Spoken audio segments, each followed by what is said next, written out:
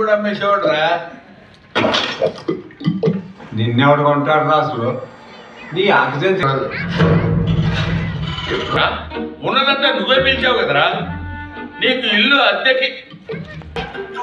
దాని తర్వాత వాడిని కొట్టుకుంటారో చంపుకుంటారో మీ ఇష్టం. 100% కరెక్ట్. ఈ మధ్య అమ్మాయిల దగ్గర కూడా అప్పు చేస్తారా ఏంట్రా? ఫ్యూచర్ లో అమ్మాయిలు అబ్బాయిలు అందరూ ఒకటే.